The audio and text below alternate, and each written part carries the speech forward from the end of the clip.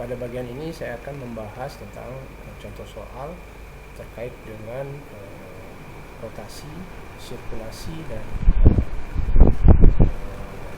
vorticity. Jadi dari soal ini kita mengetahui sebuah medan aliran, ya, sebuah medan aliran dengan geraknya tangensial, di mana streamline itu berbentuk sirkular, berbentuk bulatan, ya, berbentuk lingkaran seperti ini, sirkular. Di mana diketahui juga VR sama dengan 0, kecepatan dalam sumbu R ini menggunakan menggunakan koordinat silinder yang di sini. Kecepatan sepanjang sumbu R ini, R itu sama dengan rho, sama saja, itu sama dengan 0. Dan kecepatan pada pada theta atau P ini itu merupakan fungsi dari R ini, merupakan fungsi dari R. Jadi kecepatan theta di sini itu dipengaruhi oleh nilai dari R ini.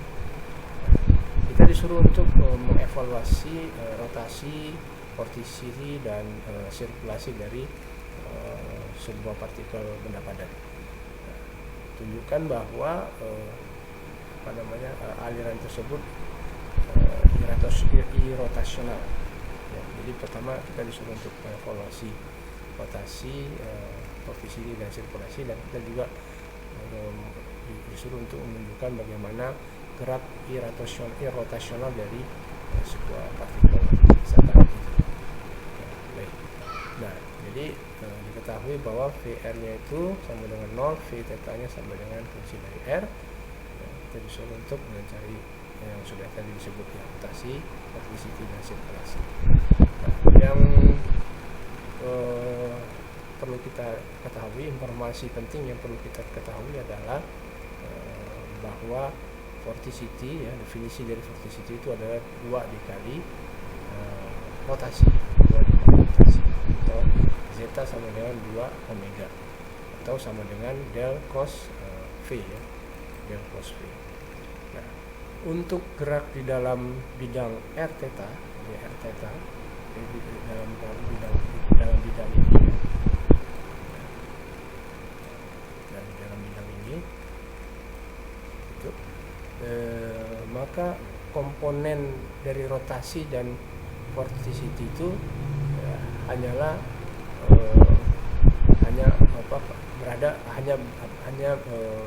terjadi pada arah Z saja. Jadi arah Z-nya ada sumbu yang vertikal ini, ya, Z.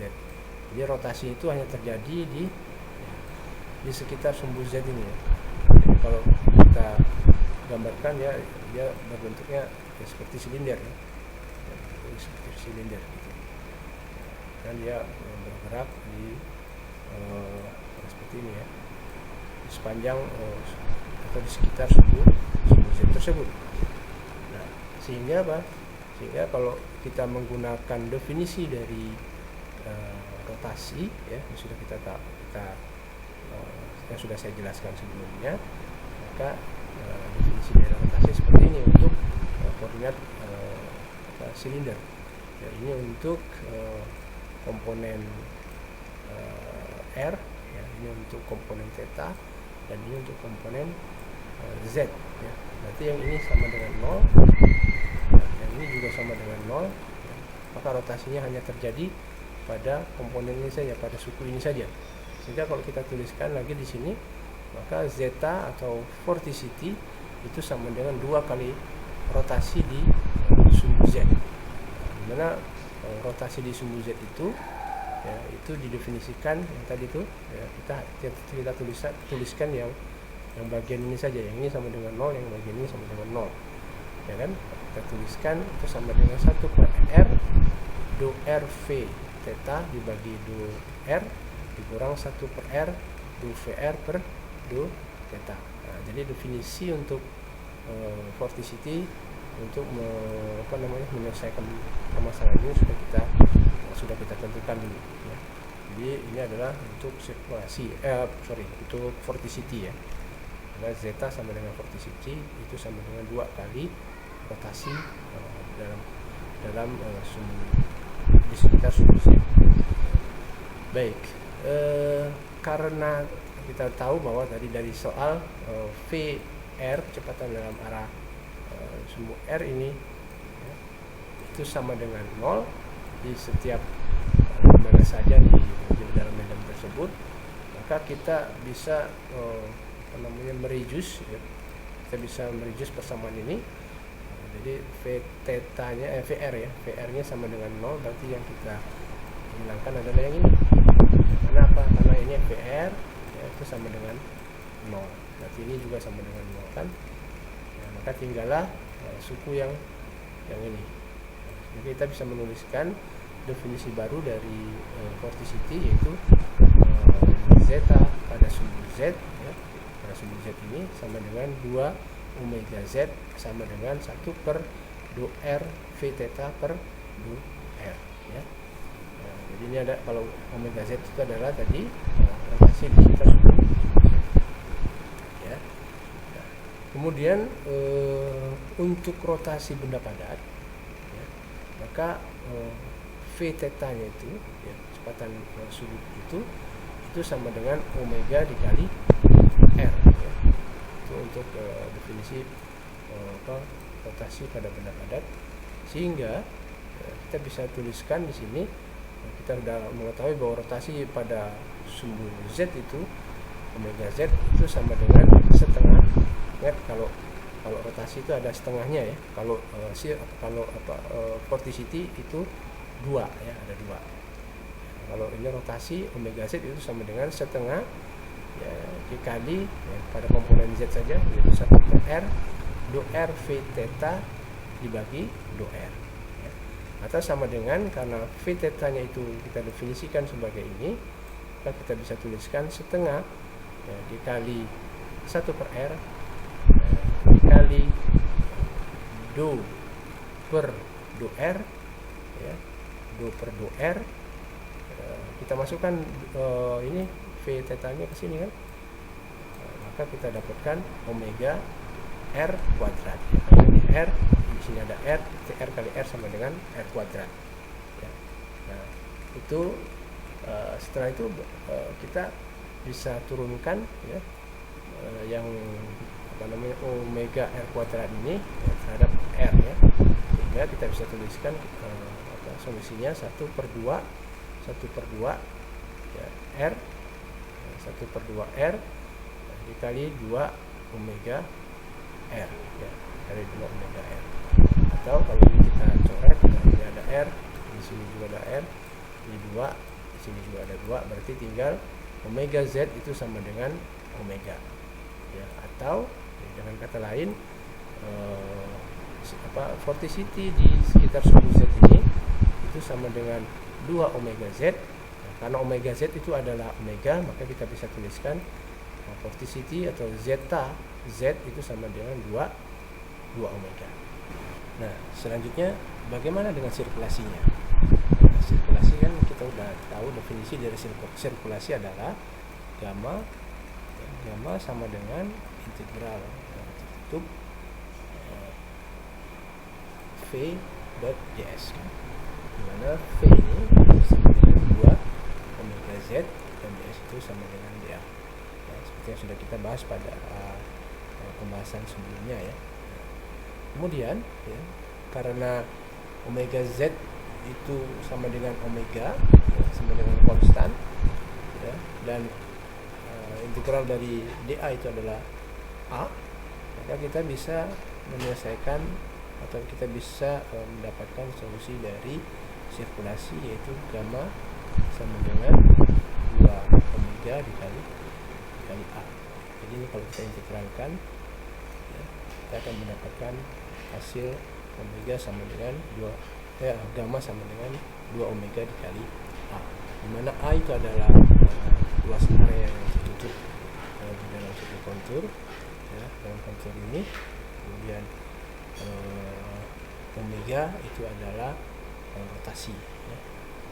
Omega adalah rotasi. Jadi gerak dari benda padat ya, yang memiliki streamline yang berupa sirkulasi dari itu ya, maka streamline adalah sirkular dan rotasi serta vorticity dari aliran fluida yang ada di dalam circular streamlines tersebut itu sama dengan konstan. Jadi sirkulasi itu akan tergantung kepada luas area yang tertutup tersebut ya. Nah, itu untuk rotasi pada partikel fluida yang dia bergerak secara tangensial ya, di mana streamline-nya ada berbentuk lingkaran ya. Nah, sekarang bagaimana dengan aliran yang irotasional? Aliran irotasional, maka omega z-nya itu sama dengan 1/r 2/r r v theta itu sama dengan 0. Artinya apa? Artinya dia tidak ada perputaran partikel ya. Jadi perputaran partikelnya tidak ada, jadi rotasi dari partikelnya tidak ada, itu sama dengan 0. Kemudian dengan mengintegrasikan yang ini, kita integralkan ya, maka kita akan mendapatkan r v theta sama dengan konstan, atau v theta sama dengan fungsi dari r, atau sama dengan c per r. Nah, untuk aliran ini titik pusatnya itu sama dengan sebuah titik yang tunggal, di mana v theta itu kecepatan di situ tidak rendah. Dan sirkulasi untuk sirkulasi untuk aliran yang irotasional tersebut bisa kita nyatakan dengan gamma sama dengan integral tertutup v ds, mana v-nya adalah c per r, dan ds-nya adalah r di theta. Atau kalau kita integralkan yang ini, kita akan mendapatkan 2pi c. Nah, sekarang bagaimana interpretasinya untuk aliran rotasional dan irotasional? Jadi untuk aliran rotasional ya, kalau kita gambarkan gambarkan streamline yang berupa lingkaran tadi atau circular streamline tadi, ini adalah aliran yang rotasional, di mana tanda cross ini ya, yang biru, warna biru ini tanda cross ini merupakan tanda dari deformasi ataupun juga rotasi dari setiap partikel yang bergerak di dalam streamline ini, di dalam lingkaran ini ya. Nah, yang menunjukkan bahwa aliran itu rotasional, kita lihat bahwa setiap partikel yang berada di garis ini ya, garis streamline ini, dia mengalami perubahan ya. Dia mengalami perubahan. Misalnya yang dari titik yang di sini ya, seperti ini posisinya, kemudian ketika dia bergerak ke sini misalnya ya, posisinya jadi berubah kan,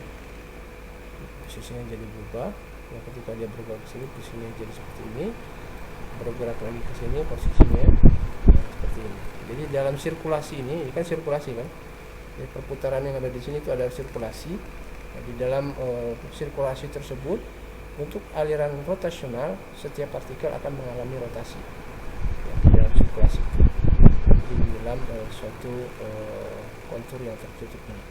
Nah, sedangkan untuk gerak yang irotasional ya, jadi setiap partikel yang bergerak di dalam garis ini, dari sirkulasi ini, dia tidak mengalami perubahan posisi. Kalau kita lihat seperti ini, dia tanda cross-nya menghadap ke atas seperti ini ya. Kemudian pada saat dia berpindah ke sini, dia tetap. Kemudian ketika dia berpindah lagi, dia tetap tidak berubah. Di sini juga tidak berubah, sama posisi yang pertama dengan posisi kedua, posisi ketiga, posisi keempat, kemudian posisi kelima juga sama. Terus seperti itu, tidak ada perubahan. Maka ketika si partikel fluida bergerak di dalam suatu sirkulasi dan si partikel itu tidak mengalami perubahan posisinya, maka dia disebut sebagai gerak yang irotasional ya. Nah, itu untuk gerak perbedaan antara gerak rotasional dan gerak irotasional. Baik, jadi itu ya untuk pembahasan tentang contoh soal untuk permasalahan rotasional, kemudian permasalahan vorticity dan permasalahan sirkulasi. Saya rasa untuk pembahasan tentang rotasi dari partikel fluida cukup untuk cukup pembahasannya sampai di sini. Kita akan lanjutkan pembahasan yang berikutnya, yaitu gerak atau deformasi dari partikel fluida, di mana nantinya kita akan bahas deformasi terbagi menjadi dua, deformasi linear dan deformasi sudut ya. Selanjutnya akan saya bahas lebih detail lagi pada video selanjutnya. Terima kasih atas perhatiannya. Assalamualaikum warahmatullahi wabarakatuh.